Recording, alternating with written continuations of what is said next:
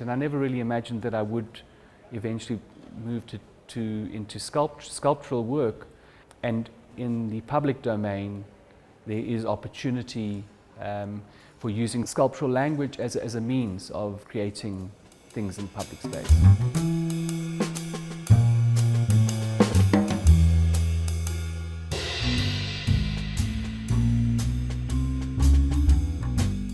Born in Johannesburg in 1970, the work of award-winning artist Marco Cianfanelli can now be found in collections throughout Europe, the USA and South Africa.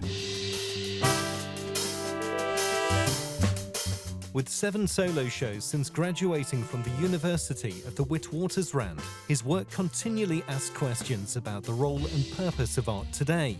Using a wide variety of materials and working on different scales,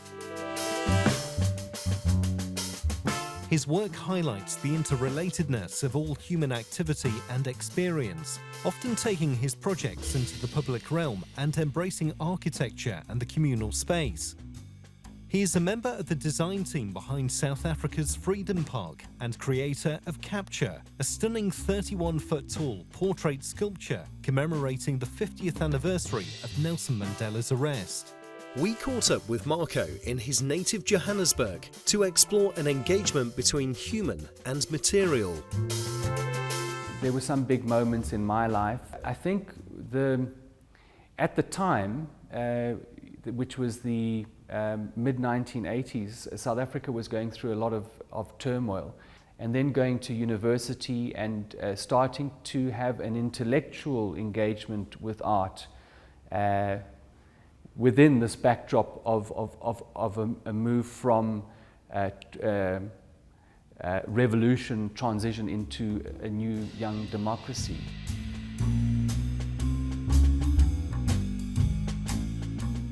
Well, first of all, as an artist, I make work for the public domain.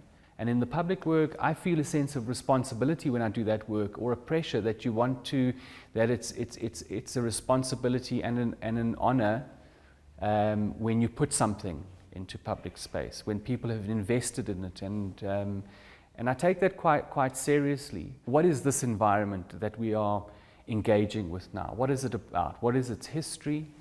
And then I just try and find my way of responding to that. And then after that, what's important for me is to produce work that many different people can access at different levels.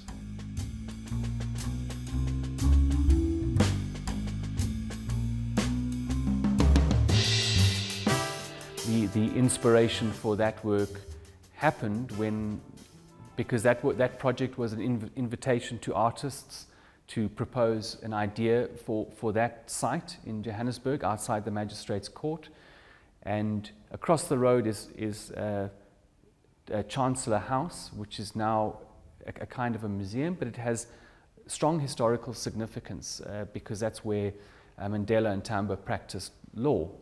And when I was walking around, I saw the photograph outside of Mandela sparring, and right there I saw this is the perfect.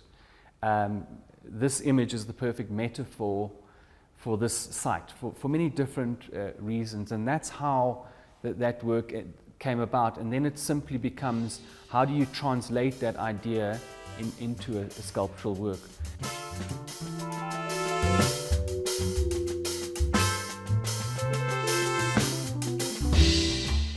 It made a lot of sense to realize the sculpture at the site where Mandela was captured in '62. I didn't wake up one day and say, I'm going to do sculptures about Mandela, because he's such an important figure. As an artist, you know you must tread lightly or carefully when you represent someone like that.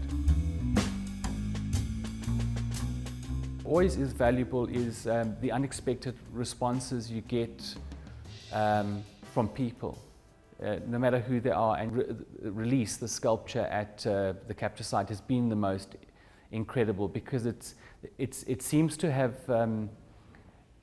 affected so many people. that they say in a meaningful way, that the degree and the extent of that was completely unexpected.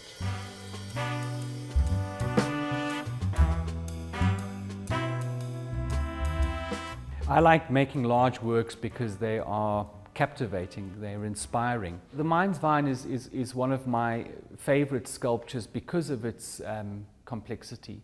It's a structure that stands outside. You can actually walk underneath it. It rises over you.